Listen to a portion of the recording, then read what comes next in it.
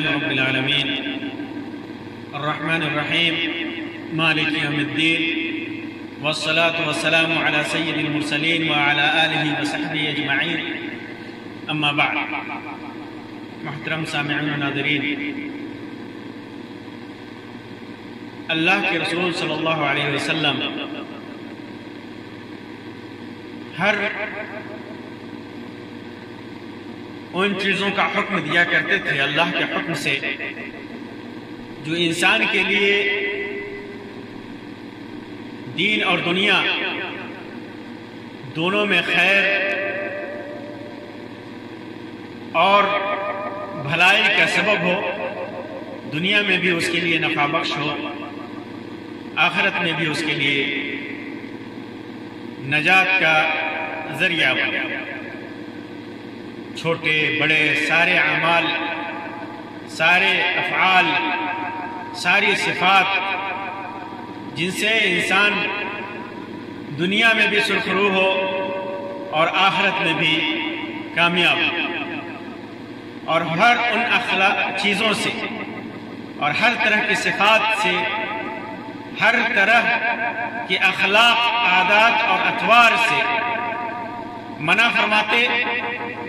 جو انسان کے لیے دنیا میں بھی نقصان دہ ہو اور آخرت میں بھی اس کے لیے خسارہ اور گھاٹا کا سبب بنے۔ وہ چیزیں چھوٹی ہوں، بڑی ہوں، چھوٹا عمل ہو، بڑا عمل ہو، کچھ بھی ہو۔ اسی سلسلے میں میں آپ کے سامنے ایک روایت کا مفہوم رکھنا چاہتا ہوں جسے امام بخاری اور امام مسلم نے مختلف جگہوں پہ روایت کیا ہے اپنی صحیح کے اندر۔ وہ روایت مغیرہ ابن شعبہ رضی اللہ تعالی عنہ کی ہے۔ اس روایت میں آتا ہے کہ مغیرہ ابن شعبہ کو امیر معاویہ رضی اللہ تعالی عنہ نے لکھا کہ آپ کوئی حدیث ایسی لکھ کر کے بھیجیے جو آپ نے رسول اکرم صلی اللہ علیہ وسلم سے سماعت کیا، سنا۔ یہ صحابہ کرام حدیث سننے کے بڑے خوگر تھے، ایک دوسرے صحابی سے پوچھتے رہتے تھے، لکھتے رہتے تھے کہ ہمیں کوئی روایت بتائیں، کوئی حدیث بتائیں، کوئی سنت بتائیں، قرآن کریم کی کوئی آیت سنائیں۔ معاویہ رضی اللہ تعالیٰ عنہ جیسے جلیل القدر صحابی نے مغیرہ ابن شعبہ رضی اللہ تعالیٰ عنہ کو لکھا، انہوں نے لکھا کہ میں نے اللہ کے رسول صلی اللہ علیہ وسلم سے فرماتے ہوئے سنا ان اللہ کرہ لکم ثلاث، کہ اللہ تبارک و تعالی نے تمہارے لیے 3 باتیں ناپسند کی، یعنی اللہ تبارک و تعالی 3 باتیں ناپسند فرماتا ہے کہ تم سے سرزد ہو، اور وہ 3 باتیں کیا ہیں؟ قیل وقال، قیل و قال کرنا، وَإِذَاعَةَ الْمَالِ، دولت کو ضائع کرنا، وَكَثْرَةَ السُّؤَالِ، اور بہت زیادہ سوال کرنا۔ اور دوسری روایت میں ہے ان اللہ حرم علیکم عقوق الامہات، اللہ تبارک و تعالیٰ نے تمہارے اوپر ماؤں کی نافرمانی کرنا حرام قرار دیا ہے۔ ووعد البنات، اور بیٹیوں کو زندہ زمین میں گاڑنا، زندہ درگور کرنا۔ ومنع وہات، ومنع وہات، جس کا دینا ہے اسے نہ دینا، اور جس کا مانگنا، جس سے نہیں مانگنا چاہیے اس سے مانگنا، اور وَكَرِهَ لَكُمْ، اور تمہارے لیے ناپسند فرمایا قیل وقال، قیل وقال، قیل وقال، وکثرت السؤال، زیادہ سے زیادہ سوال کرنا، مانگنا، واضاعت المال، اور دولت کو ضائع کرنا۔ یہ تین چیزیں اللہ تبارک و تعالیٰ نے ان سے منع فرمایا، انہیں ناپسند کیا، اور تین چیزیں جو ذکر کی انہیں حرام کیا، قطعی حرام قرار دیا۔ ماں کی نافرمانی، ماں باپ کی نافرمانی، یہ ان بڑے گناہوں میں سے ایک ہے جنہیں اللہ تبارک و تعالیٰ نے اپنے ساتھ شرک کے ساتھ ذکر کیا، شرک کے ساتھ ذکر کیا ہے اور حکم دیا، اور اپنی عبادت کے ساتھ اس کا حکم دیا ہے کہ ماں باپ کی فرما برداری کریں۔ وَقَضَى رَبُّكَ أَلَّا تَعْبُدُوا إِلَّا إِيَّاهُ وَبِالْوَالِدَيْنِ إِحْسَانًا۔ اللہ کا یہ فیصلہ ہے، اللہ کا یہ حکم ہے کہ صرف ایک اللہ کی عبادت کی جائے، توحید کے ساتھ اس کو جوڑا ہے۔ وَبِالْوَالِدَيْنِ إِحْسَانًا، اور اللہ تبارک و تعالیٰ اپنے والدین کے ساتھ احسان کرو، والدین کے ساتھ احسان، اس کا حکم دیا، اس کا فیصلہ کیا۔ اسی طرح ووعد البنات، بیٹیوں کو زندہ درگور کرنا، بیٹیوں کو زندہ دفن کرنا۔ خاص طور سے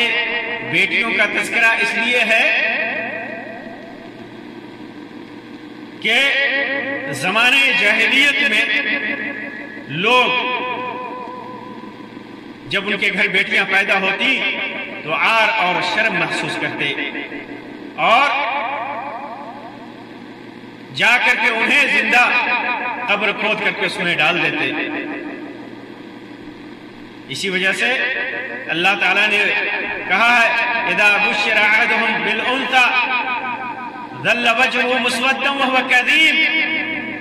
کہ جب بیٹیوں کی خبر دی جاتی تھی، یہ خوشخبری دی جاتی تھی کہ تمہارے گھر میں بیٹیاں ہوئی ہیں، اس کا چہرہ سیاہ پڑ جاتا، شرم سے وہ چھپنے لگتا کہ وہ اسے زندہ رکھے ہم یدسہ فی التراب، یا اسے زمین میں گاڑ دے۔ اسی وجہ سے یہ بڑے گناہوں میں سے ہے۔ اللہ تعالیٰ نے فرمایا وَإِذَا الْمَوْءُودَةُ سُئِلَتْ بِأَيِّ ذَنبٍ قُتِلَتْ، ان لڑکیوں سے جنہیں زندہ دفن کر دیا گیا پوچھا جائے گا کہ کس جرم میں انہیں قتل کیا گیا ہے، انہیں زمین کے اندر گاڑا گیا ہے۔ یوں تو کسی بھی اولاد کو قتل کرنا حرام ہے۔ آدمی فقر کا، غربت کا بہانہ کر کے کسی بھی اولاد کو قتل کرے،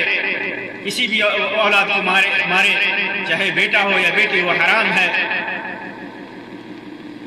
اس ڈر سے کہ وہ کھائے قطعاً حرام ہے، اس ڈر سے کہ اسے پر خرچہ کرنا پڑے گا، اسے قتل کرے قطعاً حرام ہے۔ لیکن بیٹیوں کا تذکرہ خاص طور سے اس لیے کیا گیا کہ زمانے جاہلیت میں ایسا ہوتا تھا، اور جاہلیت کا دور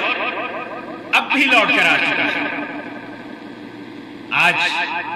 ٹیکنالوجی کا زمانہ ہے، لوگ ولادت سے پہلے ہی جب وہ بیٹیاں ماں کے پیٹ میں ہوتی ہیں معلوم کر لیا جاتا ہے، اور پھر اسے آپریشن کے ذریعے، انجیکشن کے ذریعے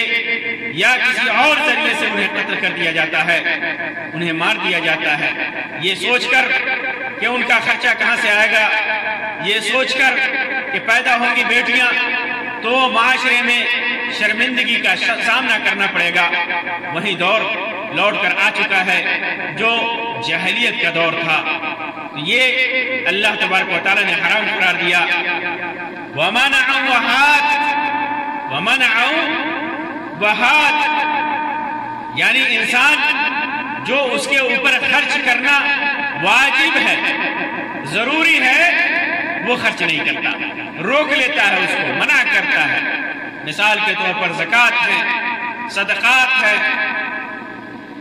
بیوی بچوں پر خرچ کرنا ہے، ماں باپ پر خرچ کرنا ہے، خود کے اوپر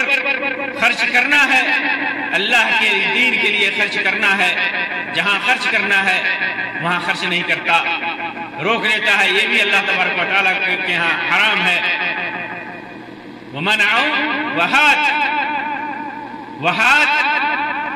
اور جو اس کے اوپر جو اس کا حق نہیں ہے وہ حق لوگوں سے مانگتا ہے، جس کے اندر اس کا حق نہیں ہے، جس مال کے اندر، جس پیسے کے اندر، جس دولت کے اندر اس کا حق نہیں بنتا، وہ لوگوں سے مانگتا رہتا ہے، وہ لوگوں سے چھینتا رہتا ہے،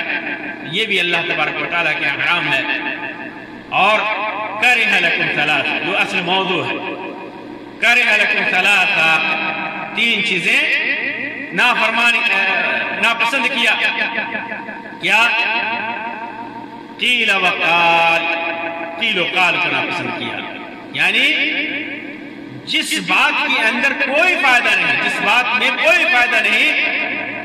وہ باتیں خوب کرتا ہے، کوئی فائدہ نہیں، نہ دینی نہ دنیا میں کوئی فائدہ نہیں۔ آدمی جیسے ہماری زبان میں بک بک کہا جاتا ہے، آدمی بکواس کرے، بک بک کرے، اس بات سے کوئی فائدہ نہیں، بغیر ثبوت کے، بغیر یقین کے کسی بھی بات کو ایک دوسرے تک نقل کرنا، ایک دوسرے کو پہنچانا، ادھر ادھر کی باتیں کرنا، واہیات باتیں کرنا۔ اسی وجہ سے حدیث میں ہے کفا بالمرء اثما ان يحدث بكل ما سمع، آدمی کے جھوٹا ہونے کے لیے یہی کافی ہے کہ وہ ہر وہ بات لوگوں میں بیان کرے جسے وہ سن رکھا ہو، وہ بات یقینی نہ ہو، صرف سن رکھا ہو گمان کی بنیاد پر، تو انسان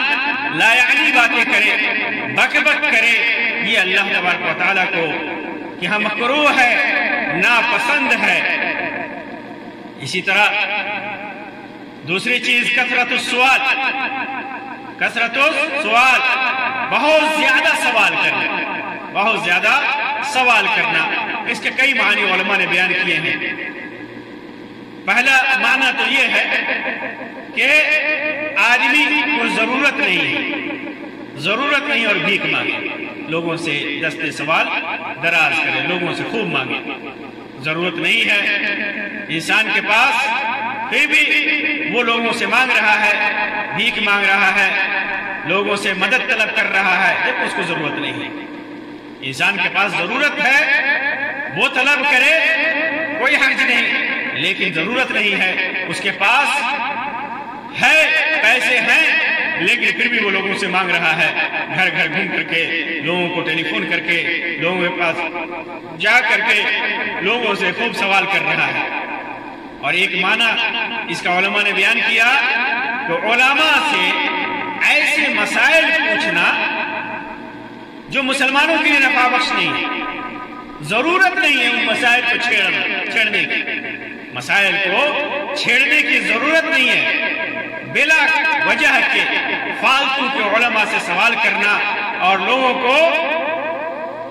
جھگڑے میں مبتلا کرنا، لوگوں کو شرمندہ کرنا، لوگوں کے درمیان نفرت اور عداوت پیدا کرنا مقصد ہو، ایسے مسائل جن کا وقوع نادر ہو، وہ مسائل پیدا ہی نہیں ہوتے، اور ان مسائل کا ذکر آدمی کرتا ہے۔ آج کے دور میں ان مسائل کا سوال کرتا ہے جس کا کوئی فائدہ نہیں ہے، جیسے آج کل کے سوال میں آج دنیا میں دیکھ لیں، اب ایک آدمی آ کر کے سوال کرے کہ اللہ کے رسول صلی اللہ علیہ وسلم کا پیشاب و پاخانہ پاک تھا یا نہ پاک، اس سے کیا فائدہ ہوگا؟ دین کا کون سا مسئلہ ثابت ہوتا ہے؟ دین کا کون سا حکم سے ثابت ہوتا ہے؟ بس فتنہ اور فساد پیدا کرنے کے لیے، عقیدے کو خراب کرنے کے لیے اس قسم کے سوالات کیے جاتے ہیں، اس قسم کے سوالات کیے جاتے ہیں۔ اور بھی بہت سارے سوالات ہیں جن کا وقوع محال ہے، جو واقع نہیں ہوتا، یا اسی طرح لوگوں کی باتیں پیچھے پڑ کر کے سوال کرنا، یہ کیسا ہے، وہ کیسا ہے، وہ کیسا کرتا ہے، اس کے اخلاق کیسے ہیں، بلا کسی وجہ سے اس سے کوئی فائدہ نہیں، نہ دینی فائدہ نہ دنیاوی فائدہ۔ لوگوں کے حالات معلوم کرنا، لوگوں کے عیب کے پیچھے پڑنا، یہ ساری چیزیں اس میں داخل ہیں۔ یہ کثرت سوال، یہ دونوں معنی اس کے اندر ہے، یا تو بلا فائدہ کے علماء سے سوال کرنا، بلا کسی وجہ کے علماء سے سوال کرنا، یا لوگوں سے زیادہ دولت مانگنا، مال مانگنا اور پیسے مانگنا جس کی ضرورت نہیں ہے۔ یہاں پر اس بات کی وضاحت کر دوں کہ طالب علم کے لیے کثرت سوال تاکہ علم میں اضافہ ہو، ایک طالب کے لیے عالم اپنے استاد سے یا لوگوں عوام کے لیے علماء سے ایسے مسائل پوچھنا کہ علم میں اضافہ ہو اور عمل میں آسانی ہو، کوئی معاملہ اس کے ساتھ پیش آ گیا، یہ اس میں داخل نہیں ہے، یہ مستحب ہے، بلکہ انسان کے اوپر واجب ہے کہ اس قسم کا سوال کرے جس سے اس کو دین میں اس کا علم ہو، دین کے احکام کا اس کو علم ہو، عقائد اس کے درست ہوں، اعمال درست ہوں، علم میں اضافہ ہو۔ یہ محمود ہے، یہ مذموم نہیں ہے، یہ قابل تعریف ہے کہ انسان اس قسم کے سوالات کرے، لیکن بلا فائدہ کے بلا وجہ کے بہت سارے لوگوں کا مقصد ہوتا ہے کہ علماء کو مولویوں کو ہم اس کی بولتی بند کر دیں، ان کی بولتی بند کر دیں، ان کو شرمندہ کر دیں، ایسے مسائل پوچھیں جن کا جواب وہ نہ دے سکیں، لا علمی کا اظہار کریں اور پھر ان کے سلسلے میں لوگوں کو بدزن کریں، یا لوگوں میں فتنہ اور فساد پیدا کرنے کے لیے، یا بس ایسے ہی بلا کسی وجہ کے سوال کرنا، یہ ممنوع ہے، یہ مکروہ ہے، یہ اللہ تبارک و تعالیٰ کو ناپسند ہے۔ پھر اس کے بعد تیسری چیز جو اللہ کے رسول صلی اللہ علیہ وسلم نے فرمایا کہ اللہ کو ناپسند ہے، اس میں تیسری چیز ہے اضاعت المال، مال کو ضائع کرنا۔ انسان بڑی محنت سے دولت کماتا ہے، بڑی محنت سے پیسہ جمع کرتا ہے، انسان نیک ہے تو نیک طریقے سے، حلال طریقے سے، بد ہے، برا ہے تو حرام طریقے سے، بہرحال مال جمع کرتا ہے۔ جو آدمی حرام طریقے سے مال جمع کرتا ہے اس کی دولت تو قطعاً حرام ہے، اس کا استعمال ہی حرام ہے، اپنے اوپر خرچ کرنا حرام ہے، اللہ تبارک و تعالیٰ اس سے نہ صدقہ قبول کرے گا، نہ زکوٰۃ قبول کرے گا، نہ کوئی نیک عمل قبول کرے گا۔ لیکن جو آدمی حلال طریقے سے کمایا ہے اس کے اوپر ضروری ہے کہ اس مال کی حفاظت کرے، اس دولت کی حفاظت کرے، اور حفاظت کرنے کے ساتھ ساتھ اللہ کا جو حق ہے اسے ادا کرے، اللہ کی مخلوق، اللہ کے بندوں کا جو حق ہے اس کو پورا کرے۔ سب سے پہلا حق اس مال پر انسان کا خود کا ہوتا ہے، انسان بخیلی سے بچے اور اپنی ذات کے اوپر خرچ کرے، کھانے میں خرچ کرے جو اس کی زندگی کے لیے مناسب ہے، ضروری ہے، پہننے کے لیے خرچ کرے جو اس کے اسٹیٹس کے حساب سے اس کے لیے ضروری ہے، اس کے لیے مناسب ہے، ستر پوشی کے لیے اپنے اوپر خرچ کرے، کھانے کے لیے، پینے کے لیے، پہننے کے لیے، گھر کے لیے، پھر اس کے بعد اللہ کی مخلوق کے اوپر خرچ کرے، مثال کے طور پر اپنے والدین کے اوپر خرچ کرے، بیوی بچوں کے اوپر خرچ کرے، ان کا نان و نفقہ جن کا اس کے اوپر واجب ہے اس میں خرچ کرے، بچوں کو پڑھائے لکھائے، بیوی کو خرچہ دے، اس کے خرچ کے برابر اسے دولت دے، پیسہ دے، اور اسی طرح اللہ کی دیگر مخلوق کو جو محتاج ہیں، غریب ہیں، مال میں اگر زکوٰۃ واجب ہے تو زکوٰۃ نکالے، اور اگر واجب نہیں ہے پھر بھی صدقہ و خیرات کرے، اللہ کی مخلوق کو فائدہ پہنچائے، یہ مطلوب ہے انسان سے۔ لیکن وہی مال و دولت محنت سے اکٹھا کرنے کے بعد انسان اسے بے وجہ فالتو میں خرچ کرتا ہے، بے وجہ فالتو میں خرچ کر رہا ہے، جس کے اندر نہ کوئی دینی فائدہ ہے نہ دنیاوی فائدہ ہے، بس حرام میں خرچ کر رہا ہے، اس کے اندر تبذیر کر رہا ہے، اسراف کر رہا ہے، جہاں ضرورت نہیں ہے وہاں خرچ کر رہا ہے، تو یہ مکروہ ہے اور حرام ہے، اور یہ حرام ہے۔ آپ دیکھیں گے کہ غلط کاموں کے لیے لوگ اپنے سر کو اونچا کرنے کے لیے غلط کاموں کا اعلان کیا جاتا ہے تو وہاں پر آدمی دل کھول کر خرچ کرنے لگتا ہے، دل کھول کر خرچ کرنے لگتا ہے، اور اللہ کے راستے میں اسے دولت طلب کی جاتی ہے تو اس میں ایک پیسہ بھی نکالنے میں حرج محسوس کرتا ہے، تنگی محسوس کرتا ہے۔ تو دولت کو ضائع کرنا یہ اللہ تبارک و تعالیٰ کو ناپسند ہے۔ تو یہ حدیث اسلام کے عظیم آداب میں سے، اسلام کے بڑے اور عظیم آداب میں سے ہے۔ اگر کوئی انسان، کوئی مسلم اس کی حفاظت کرتا ہے، اپنے عمر کی حفاظت کرتا ہے، اپنے مال کی حفاظت کرتا ہے، محنت کی حفاظت کرتا ہے، اور لوگوں کے شر سے اسے بچاتا ہے، تفریط اور اسراف، فضول خرچی اور نقصان ضائع کرنے سے اسے بچاتا ہے، تو یہ ایک بڑے آداب میں سے، اسلام کے بڑے آداب میں سے ہے۔ ان آداب کی تعلیم اللہ کے رسول صلی اللہ علیہ وسلم نے ان حدیثوں کے علاوہ مختلف مقامات پر کہیں اکٹھا اور کہیں الگ الگ اس ادب کو یا ان آداب کو اللہ تبارک و تعالیٰ نے اللہ کے رسول صلی اللہ علیہ وسلم نے بیان کیا ہے، اور اللہ تبارک و تعالیٰ نے قرآن مجید کے اندر جگہ بجگہ انسان کو اپنے نفس کی اور مال و دولت کی حفاظت کا حکم دیا ہے۔ تو یہ ان آداب کا ہمیں خیال رکھنا چاہیے، اپنی زندگی میں نہ قیل و قال کرنی چاہیے اور نہ زیادہ مانگنا چاہیے، کثرت سوال سے بچنا چاہیے، اور مال و دولت کی حفاظت کرنی چاہیے، اسے ضائع کرنے سے، ناحق خرچ کرنے سے بچنا چاہیے۔ اللہ تبارک و تعالیٰ سے دعا ہے کہ اللہ تبارک و تعالیٰ تمام مسلمانوں کو آداب اور احکام اسلامیہ کی